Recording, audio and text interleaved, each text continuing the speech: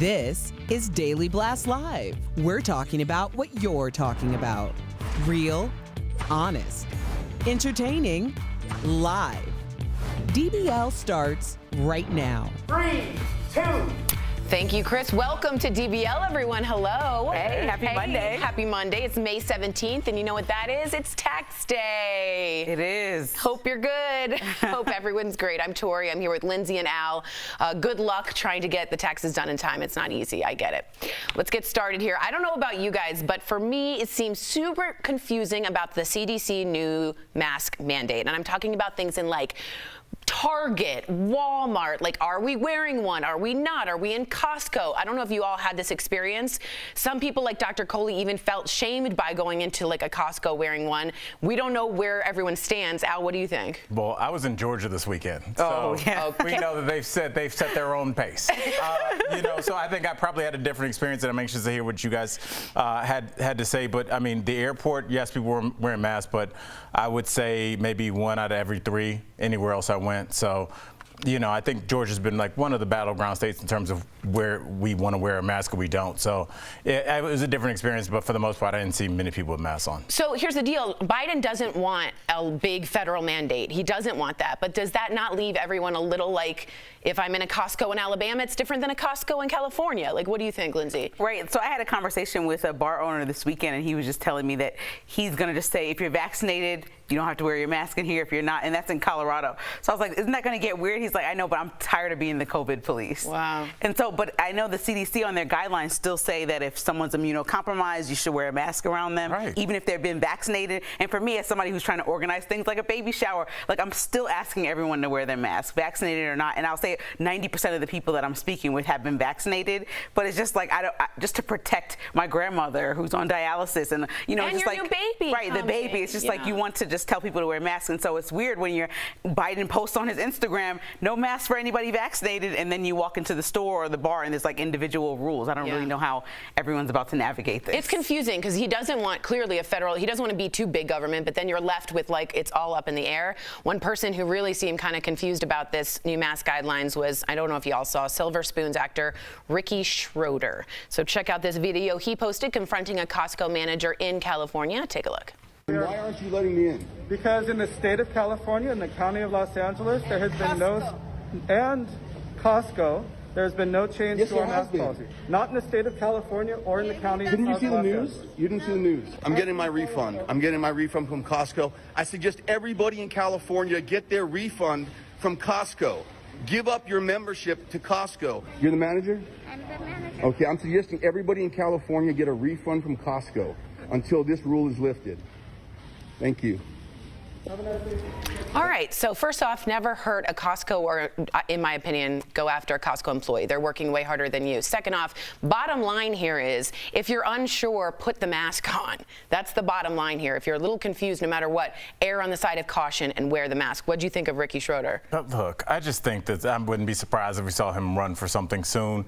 And that's not, left or right. That's just like, what are you doing? Why would you film a confrontation like that, especially when people that do identify with Ricky Schroeder's, politics do want kind of free capitalism and do what you want and let big business run wild and no small government. But then when a big business says this is what we want our business, they say no. But instead of taking that to the people that can do something, they do what I consider the weakest move ever is yell at somebody that has no power. I hate that. That guy, Lindsay, didn't make any policy right down to the red vest he's wearing. He's just at work, and bothering somebody that's been on their feet for 12 hours really makes me upset. Me too. And I've been in Texas during the pandemic, and that's one of the free states that were like, from the beginning, you don't have to really wear a mask, and they were back and forth about it. And I'll say that there were people in like their big grocery store out there that were just like not wearing a mask, or arguing with people about wearing a mask, or looking at people that had masks on and saying stuff to them like, come on now.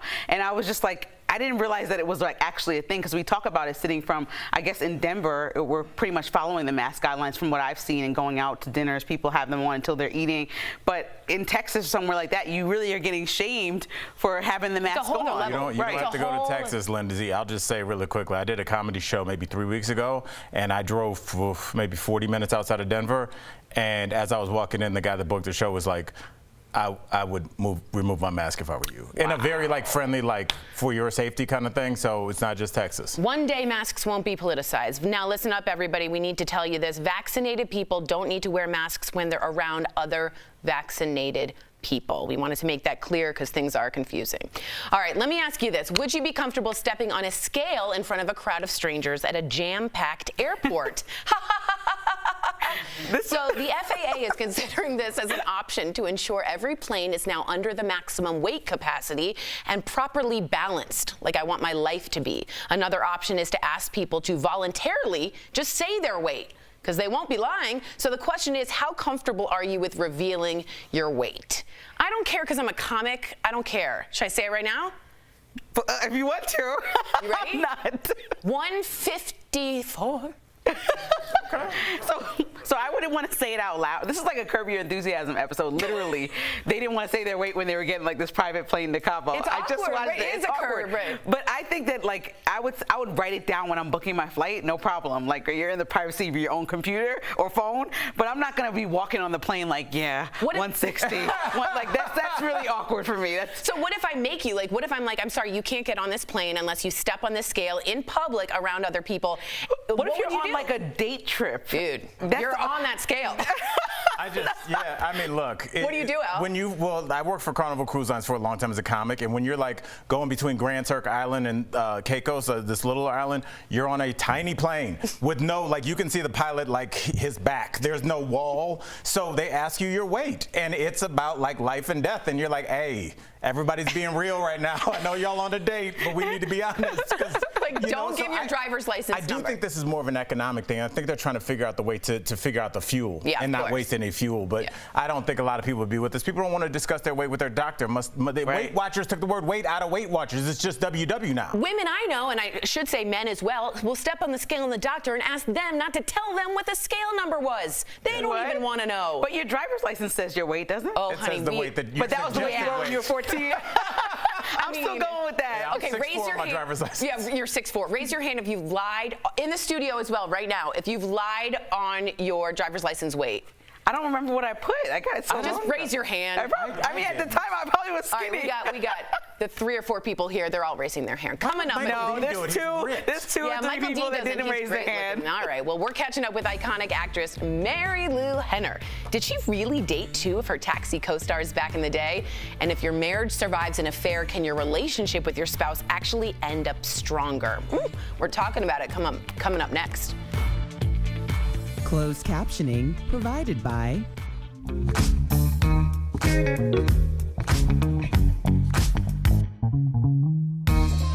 of the criticism the CDC has faced was it was underselling vaccines by not allowing vaccinated people more freedom. That's because the data we now have on the COVID vaccines shows they are extremely effective in preventing severe disease. Experts now have more than just the results of the clinical trials. They have real-world data. The initial trials show the Moderna and Pfizer vaccines were at least 95% effective, with Johnson & Johnson's more than 70%. And when it came to hospitalization and death, they were all close to 100%. But what happened in the real world?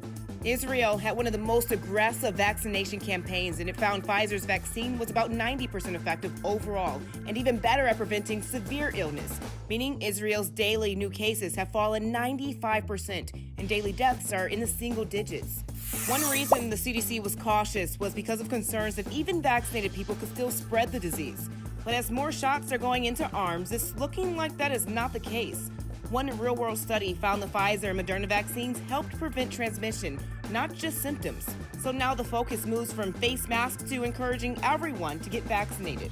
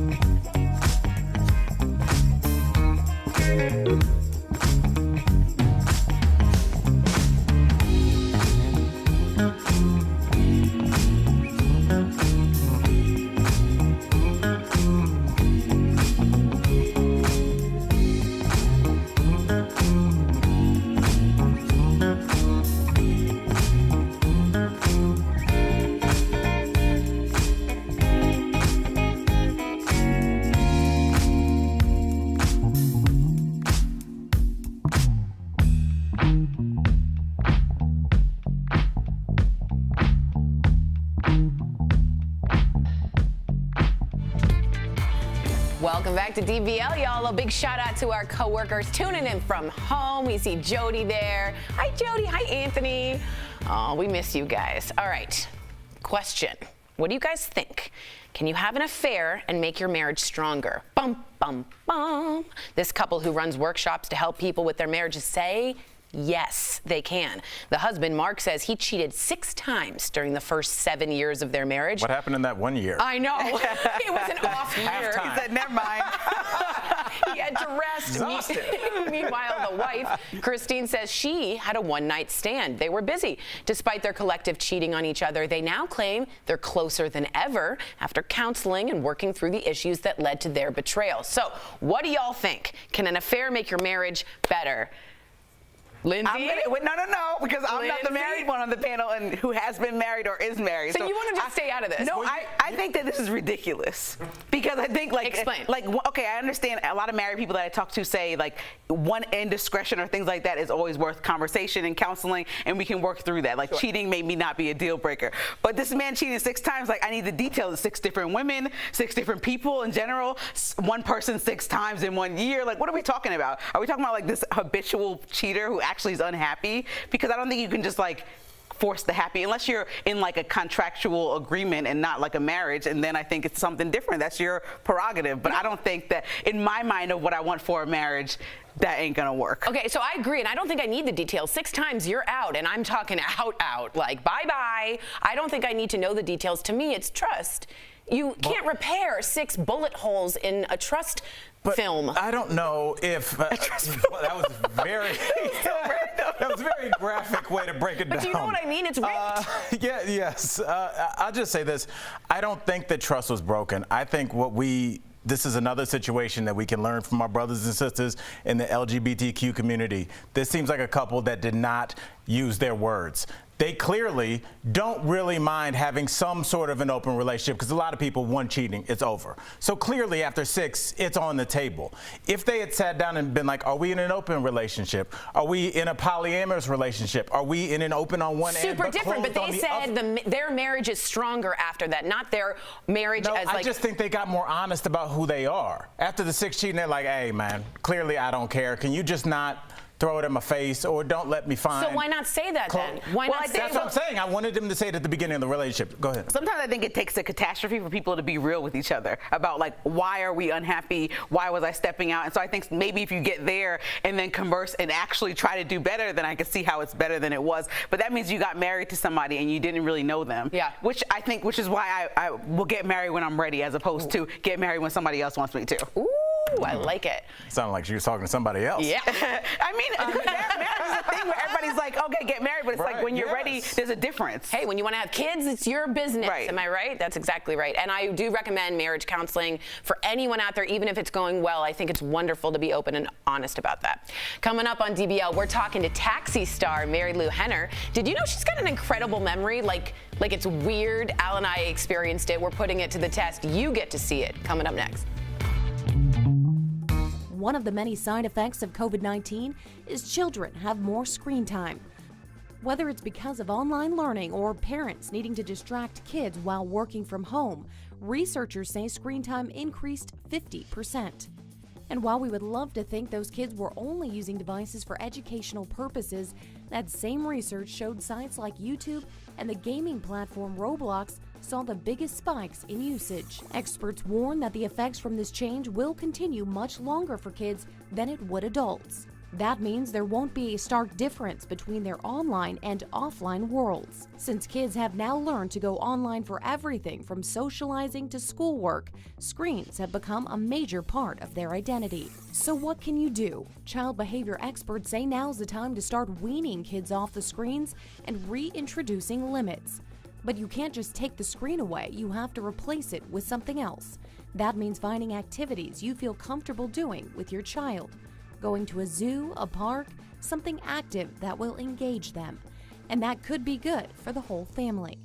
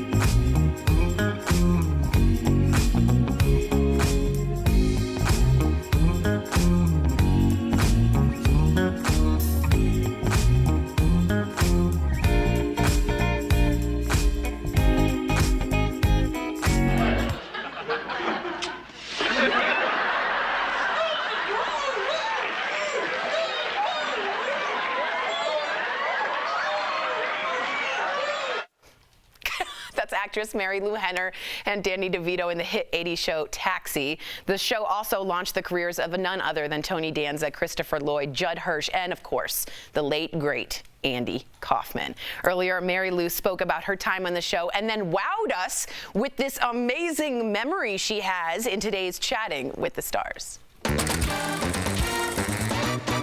Mary Lou Henner joined. Yes! Welcome, Mary Lou. We are all big party. Oh, okay. It's always Friday. she's in. It is Friday. Yes. Welcome to the party. Let's get right to it. You've been open about how you dated both Tony Danza and Judd Hirsch while you were shooting Taxi. How did you keep things civil? You know what? Here's the thing. It was 77 guys and me. Tony and I started dating like right away within the first couple of weeks. Then we kind of broke up because I knew he was going to be wild. He knew I was going to be wild. Ooh. And then Judd and I found ourselves in a relationship. And even though we all broke up, we are like still best friends.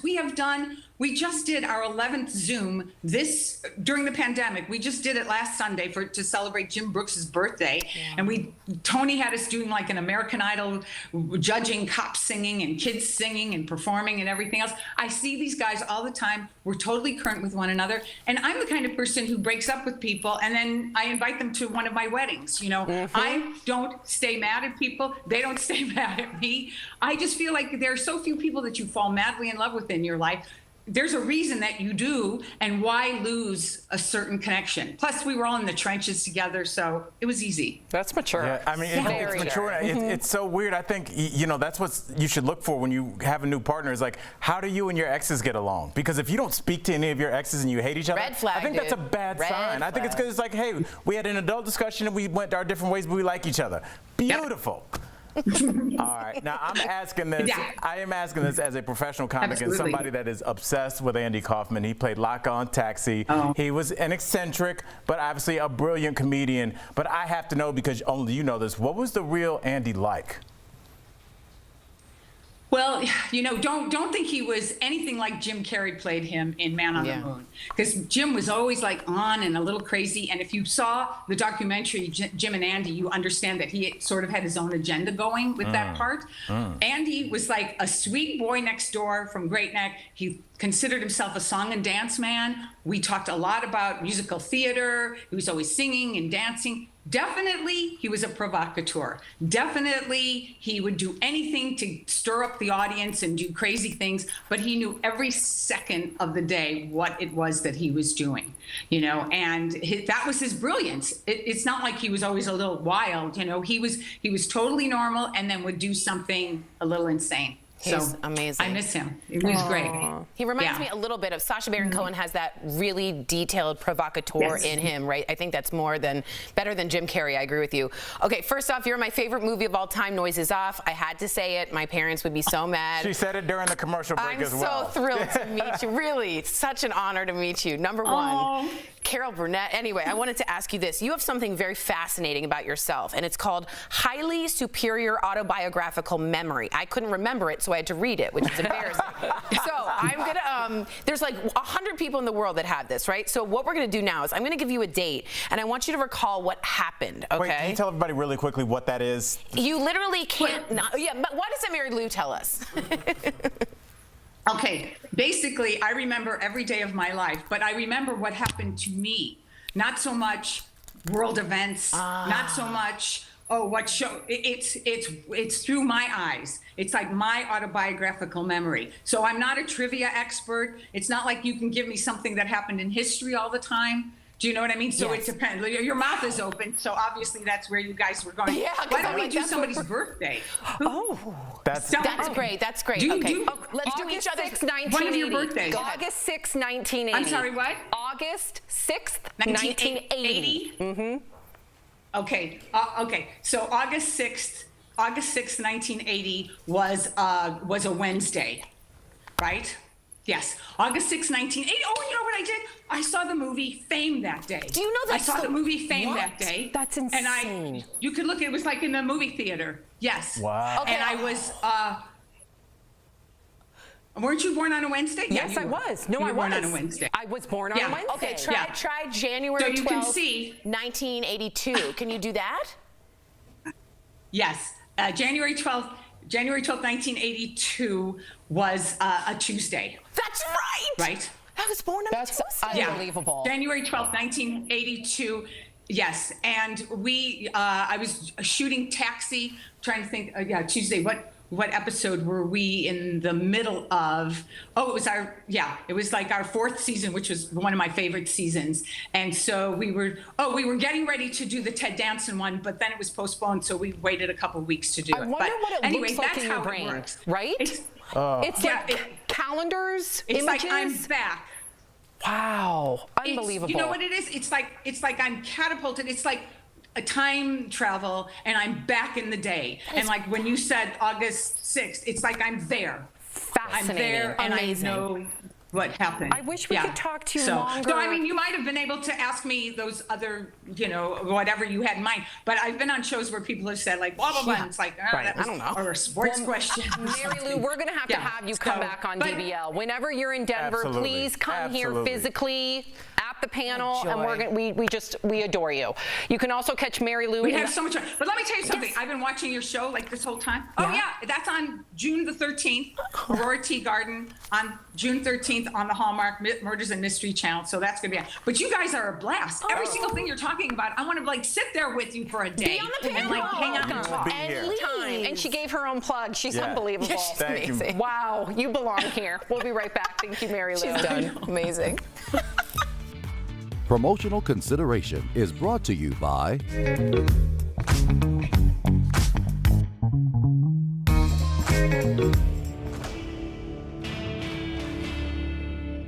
Across the country, colleges and universities have announced COVID-19 mandates for returning students. So let's verify, is this legal? We took that question to 3 law experts, Carmel Shachar, Joy Blanchard, and David Bloomfield. They tell us that schools across the country have long been requiring vaccinations. And there's a legal precedent from over a century ago. A man was fined in Cambridge, Massachusetts for refusing to get a smallpox shot during the epidemic. He argued that mandatory vaccinations infringed on his liberty, violating the 14th Amendment. And the Supreme Court said even though a person may protest for personal reasons, in the interest of public health and safety, it could be mandated. And so that's why we see today so many schools and universities mandating things like measles, mumps, rubella, polio vaccines. It's because it is for the common good. But there are some exceptions here. Our experts say that federal laws like the ADA require that schools make reasonable accommodations for those with medical conditions. There's also some argument for religious exemptions, but that's going to depend on the state and how courts apply existing statutes. Some colleges and universities may say,